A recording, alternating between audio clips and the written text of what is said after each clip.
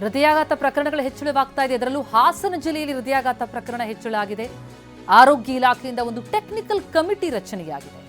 ಇಲಾಖೆ ಪ್ರಧಾನ ಕಾರ್ಯದರ್ಶಿ ಹರ್ಷಗುಪ್ತಾ ಅವರ ನೇತೃತ್ವದಲ್ಲಿ ಈ ಕಮಿಟಿ ರಚನೆಯಾಗಿದ್ದು 10 ಜನರ ತಂಡವನ್ನ ರಚನೆ ಮಾಡುವಂತೆ ಸೂಚನೆ ಕೊಡಲಾಗಿದೆ.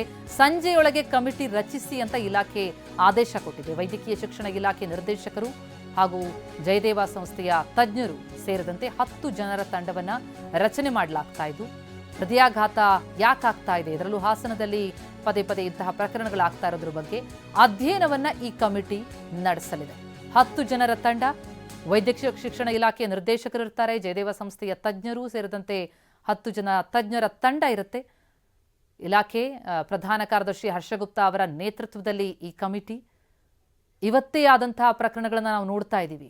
ಬೆಳಗಿನಿಂದ 3 ಪ್ರಕರಣಗಳು, ಇವರಿಗೆ 30-35 ಆಸುಪಾಸಿನ ಯುವ ಜನತೆ ಬಲಿಯಾಗ್ತಾ ಇದ್ದಂಥ ಪ್ರಕರಣಗಳನ್ನು ನೋಡಿದ್ವಿ. ಆದರೆ ಇವತ್ತಿನ ಪ್ರಕರಣ ನೋಡ್ತಾ ಇದ್ದೀವಿ.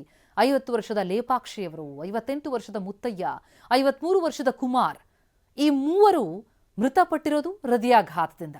ಹಾಗಿದ್ರೆ ಏಕಾಏಕಿ ಹೃದಯಾಘಾತಕ್ಕೆ ಸಂಬಂಧಪಟ್ಟಂತಹ ಪ್ರಕರಣಗಳು ಹೆಚ್ಚಳವಾಗ್ತಾ ಇದೆಯಾ? ಜೀವ ಬಲಿ ಪಡಿತಾ ಇದೆಯಾ ಹೃದಯಾಘಾತ? ಈವರೆಗೆ ಆದಂಥ ಹೃದಯಾಘಾತಕ್ಕೆ ಬಲಿಯಾದ ಪ್ರಕರಣಗಳನ್ನ ಲಿಸ್ಟ್ ನೋಡ್ತಾ ಇದ್ದೀವಿ. ಗಾಬರಿ ಹುಟ್ಟಿಸ್ತಾ ಇದೆ. ಅದರಲ್ಲೂ ಹಾಸನ ಜಿಲ್ಲೆಯಲ್ಲಿ ಹೃದಯಾಘಾತ ಪ್ರಕರಣಗಳು ಹೆಚ್ಚಳವಾಗ್ತಾ ಇದೆ. ಹಾಗಿದ್ರೆ ಯಾವ ಕಾರಣ? ಒತ್ತಡನ, ಕಾಯಿಲೆಗಳ, ಜೀವನ ಶೈಲಿನ, ಅಥವಾ ಇನ್ನೇನಾದರೂ ಸಮಸ್ಯೆ ಬಾಧಿಸ್ತಾ ಇದೆಯಾ? ಏಕಾಏಕಿ ಹೃದಯಾಘಾತ ಪ್ರಕರಣಗಳು ಹೆಚ್ಚಳವಾಗ್ತಾ ಇದೆಯಾ? ಹೀಗೆ ಪ್ರಶ್ನೆಗಳು ಮೂಡ್ತಾ ಇದೆ.